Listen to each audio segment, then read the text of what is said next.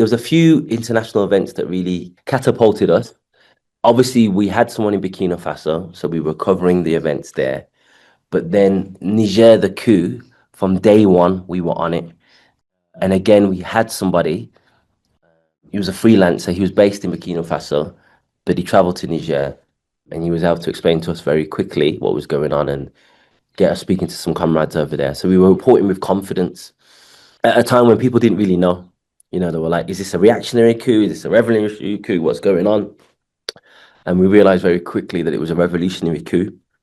That was actually one of the first big pushbacks that we got from our audience, the Niger coup.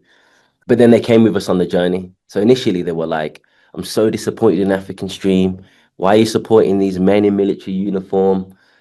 And then obviously, as things progressed and they saw the French being kicked out, the American drone base being kicked out, the renegotiation of uranium deals, we were covering the protest as well. The tens of thousands of people that were filling up stadiums, tens of thousands of people on the streets.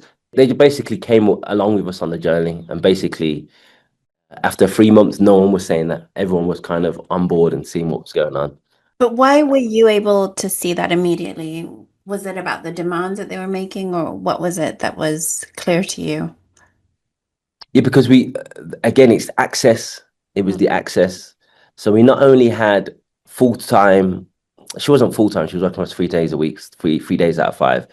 But not only did we have our correspondent in Burkina Faso, who was obviously speaking to people in Niger, but then we managed to get someone to Niger immediately. So this person would do Vox Pops for us in Vox Pop he was a cameraman and a producer. He would do Vox Pops for us in Burkina Faso anyway. And then when this happened, I think day one, I sent him a message says, can you get to Niger? And he got there immediately. I'm like, I spoke to him like at length, what's going on? Speak to as many people as possible. We need to understand what's happening. And then of course it's the demands, the statements that they made about why they did the coup, the response from Mali and Burkina Faso, the response from the reactionary states in the region. So Macron was pushing Nigeria to basically invade the country. What, for what? Because of coups, Macron has been backing Paul Biya, who's been in power in Cameroon for what, 40 years. So you're not concerned about democracy. There's something else going on. Yeah, and ECOWAS, which is also a reactionary organization of West African states, that Burkina Faso, Mali, and Niger, the statements they were making, the statements that were made by some of the progressive countries in the region, it was all signaling that this was something. There's been reactionary coups in the region, like Guinea has turned out to be a reactionary coup. There's no mass group of people on the streets.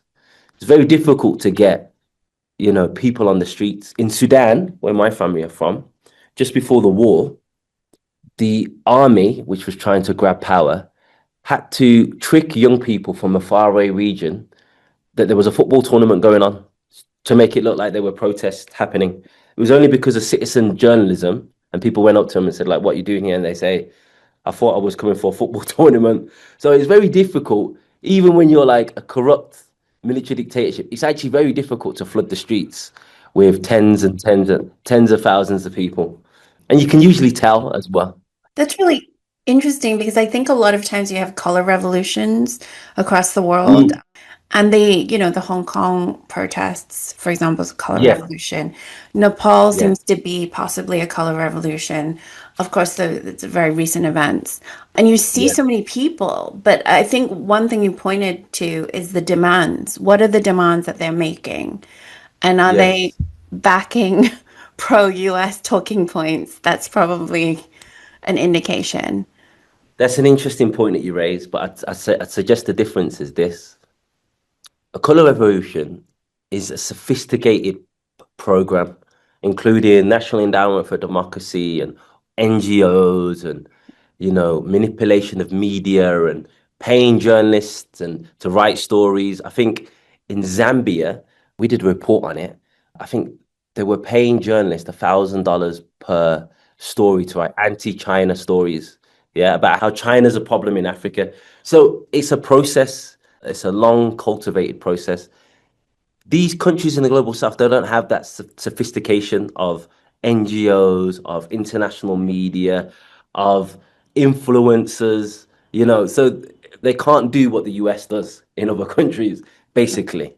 So yeah, I agree. A color revolution happens and people do go out to the streets enthusiastically, but there's been a manipulation program happening for a significant amount of time before that happens. Yeah, laying the groundwork, laying the foundations, etc.